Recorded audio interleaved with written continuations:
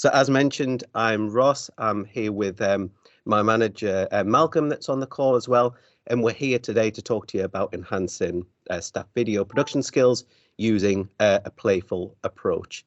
I'm having a few connection issues with my screen, so apologies if you hear a little warning message from time to time.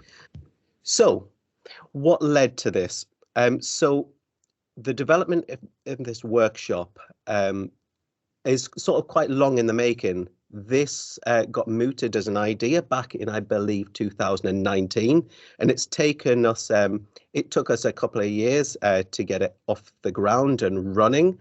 There was something called a pandemic that got in the way, but this also influenced, I would argue, in a positive way, the way that we approach the design of this workshop, which will hopefully become more clear as we talk through the presentation. So if we go back a few years, what we tended to see is video production tended to sort of reside in two main domains. There was the passive lecture recordings, and this was the recordings where our academic colleagues didn't have to do anything to produce those videos. The videos were almost a byproduct of their teaching, so it just happened in the background. But there was also some very passionate staff, which were perhaps fewer in numbers, but that would actively create self-produced videos, but it was used in a smaller way. So what we tended to see is, as we moved into the pandemic, unfortunately, we saw naturally a big drop-off with the number of lecture recordings that were produced, because everyone moved to an online pivot and were working remotely. But we saw, quite pleasingly, a big increase in these self-produced videos. So these are videos that staff started to think about how they can create them in a more curated way, rather than just a recording of their lecture slides. So what we wanted to do is, as it moved beyond the pandemic, what we saw is naturally lecture recordings went back up. That was an inevitability that we knew would happen. But what we wanted to do is help staff capitalize on this sort of momentum that had been built around self-produced videos during the pandemic, and ensure that that blue curve doesn't just drop right back down and staff forget all about those resources and lose the skills and the passion they had for these self-produced videos. So I should say that as digital learning professionals, which I am, which Malcolm is, and which I believe many of you will be on this call, we're all, by and large, I would argue, very passionate about the use of video, and we've probably all talked at various different events and departmental away days about the benefit of video for learning and teaching. But of course, that isn't the same for all of our academic colleagues as well. There are many barriers in place for academic staff, and this paper by Joseph Richard and colleagues from 2018 surfaces some of the sort of major themes and barriers that have been identified. So things like self-consciousness of appearing on video, that is very evident and still is very evident today. There's a perception that things like humor and spontaneity should be avoided. There's a big fear of making mistakes in videos, because videos have this sort of permanency as an asset and a resource for teaching. And of course, which I'm sure everybody's heard, is just that video takes too much time, or there's this perception at least that video takes far too much time to produce. And we wanted to try and challenge some of those assumptions and find ways to engage and overcome some of these obstacles. Now, whilst video is perhaps most effectively, as in the past been, self-produced video has been largely used in online programs, and that has been the focus, we wanted to convince staff that adding video to just existing teaching materials can lead to strong learning benefits.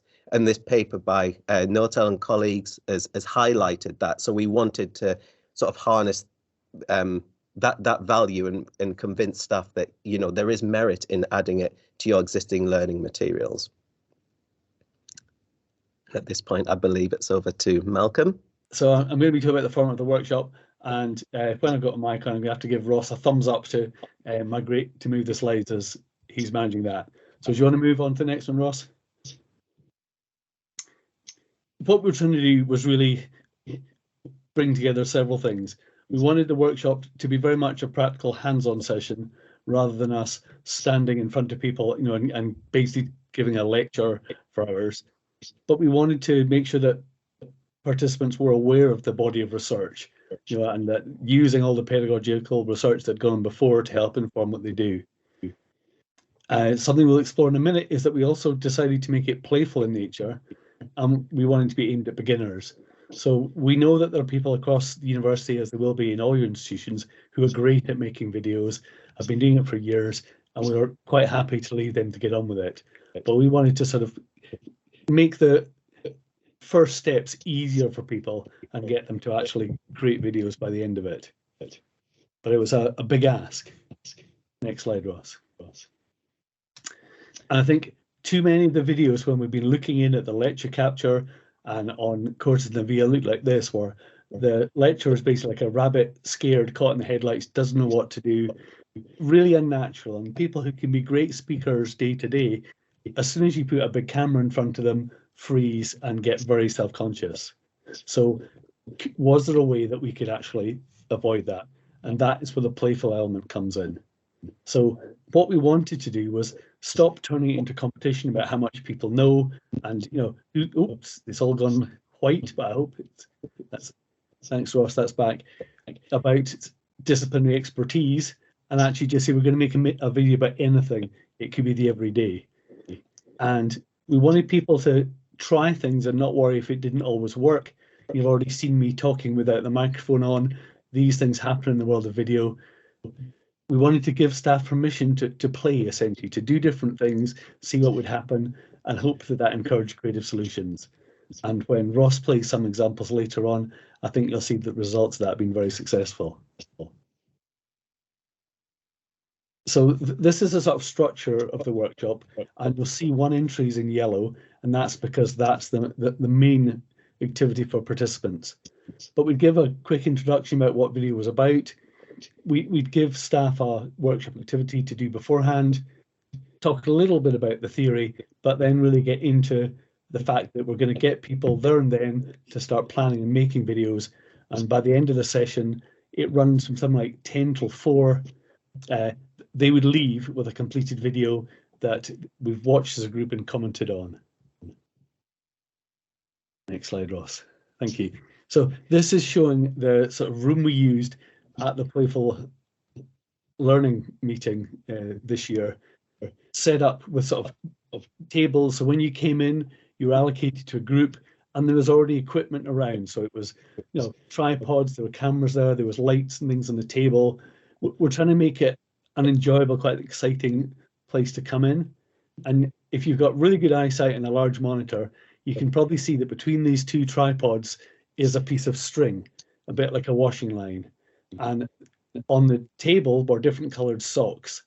And one of the things with video is you get people of very different abilities. So if we switch to the next slide, Ross, this is a graphical representation of what was in the room. We asked people to place themselves in the scale, which we called a bit cheekily the Ponton-Coppola scale. Rod Ponton is the poor American lawyer on Zoom who his family had been in a previous call and had some cat animation on the front that he couldn't switch off. You know, and we think there are people there who just, if something goes wrong, they cannot sort it, and it's really stressful. And at the other end, you've got people like Sofia Coppola, a very accomplished filmmaker, you know, who can just get on and do it. And if you click once, Ross, I'm hoping, yeah, the socks will magically appear. So this was a nice, simple activity, again, you know, not technical, but it allowed us to get a good handle of the experience in the room. So in this fictional example, we need to look at our blue group because it's got a lot of expertise. Whereas if you look at the green socks on the left-hand side, they're all novices, whereas the pink group's got a better spread. So it was a fun activity, but it was actually quite useful to work out what people were doing, and so what things we could stress or who we could just give the kit to and say, right, go and get moving. Because time is so acute, we did ask them to complete some work before, and for this we used a Padlet. So we collated a range of videos that we've come across in our own experience that approach it from a different way. So you might have a how-to video, or you might have something that's got a nice animation in it, or it could just be a talking head. And we asked staff to watch sections of that and comment on it. So we're beginning to build up that critique of video even before we started. With that insight, when we got into class, we could then actually try and help build out that taxonomy, and they had some idea of what we were talking about beforehand. So when they were going to plan their video, they could think, well, what am I going to do? Is it a demonstration? Is it a talking head? Is it something else? And we have mentioned the theory. Probably the main work is Richard Mayer and colleagues with his cognitive theory of multimedia learning, but we also flag out some work on studies of when people start dropping off as videos get longer, and also some talks about just general benefits for educational video. There's a question that's appeared about subtitles and editing transcripts. We will come to that near the end because yes, captioning was part of the activity. Really good question, and we wanted that to be part of even this basic course to show that captioning is part of the whole package. And how effective are these? It says in the chat. Well, we've got some data at the end that hopefully will help answer that as well. And I think I'm going to hand over control back to Ross now and let him take on the next session. Thanks, Malcolm. So, okay, so how did we introduce the task? Well, essentially what we asked staff to do, their mission, and they did choose to accept it, I was pleased to see, is that they had to create a 1-minute video. Now, 1 minute seems incredibly short for a video when you're given all day to do it, but we wanted staff to engage.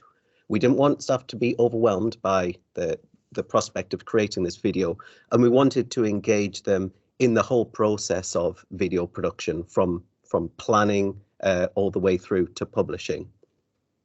What we also wanted to do is we made use of fictional scenarios, and we've got some examples that I'll show you in a moment. And the idea with this was to encourage staff to be creative. We didn't want them to necessarily bring along a concept, an idea or a theme from their own discipline, because we knew that staff can get incredibly attached to the detail and will then start to put further barriers in place about what can and can't be done in terms of explaining this concept. And as well, we were conscious that they may get too hung up on the detail or the theory of that concept and lose sight of the purpose of the workshop, which was to engage them in the skills required for video production. So you can see one of the examples on here is around surviving Freshers Week with a fictional character of Scare Bills, and you will see that we come back to this later on in an example. Another example of a scenario we had, and this was one of the handouts that we had at the Playful Learning Conference over the summer, was this idea of the cat's gone missing. In this context of the Playful Learning Conference, we used the theme was festival, so it's the festival cat's gone missing. Typically, it was our department, DCAD. We say our DCAD cat has gone missing. You produce with creating a 1-minute video to appeal to anybody who knows of its whereabouts. And so it encourages them to be creative, and it takes away some of the stigma associated with coming up with an idea for a video. So what did this look like in practice? What did we ask staff to do? So we presented this to them. We said, for many of you, we're conscious that you may not even know where to start. Here's an outline of what you could do to get you thinking. I should say as well that we encourage staff to work in groups, which perhaps wasn't clear before, so they can all engage in various different aspects of video production. So it started with deciding on the concept and the idea, and we've handed out these scenarios, but staff can choose from a range of them. And if they're really not happy, they can develop their own, which I'll touch upon in the next slide. They then go on to planning the video through a storyboard. We go through the setup, so they work out what equipment they'll need, and we have some equipment available, which I'll show you in a moment, that is used in this workshop. They'll record their video and audio footage, edit it, publish it, and as a requirement for the video, we ask that they must be captioned, not just automated captions. We ask them to go in and correct them as well. So we make sure that the legislation and the good practice around accessibility is encouraged from the outset and not seen as a nice to have at the end of the session.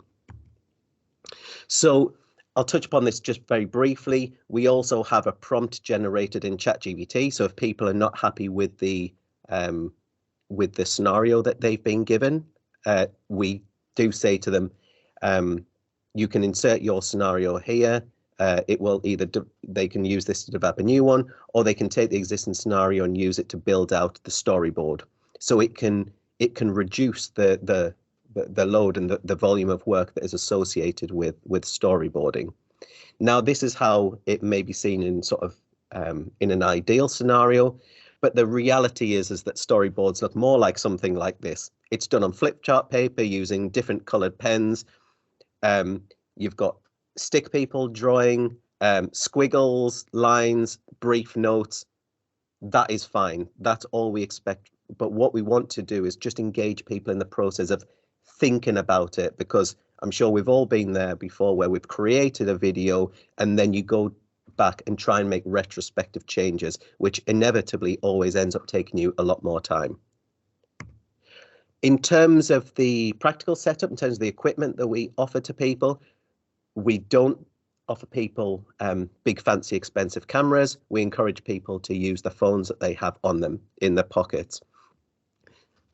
We provide various accessories to go with those phones. So the phone is at the heart of the setup. We'll say that will produce much better video than you'll get on a standard webcam, for example, and we're not over stressing the importance of the highest possible quality. We have these stands, they're called rigs, that go around a phone, and they can be positioned on tripods. And we have these in the room that staff can clip their phones onto. So straight away, that gives staff the ability to have steady, level footage that is not handheld, which immediately raises the overall quality of the video.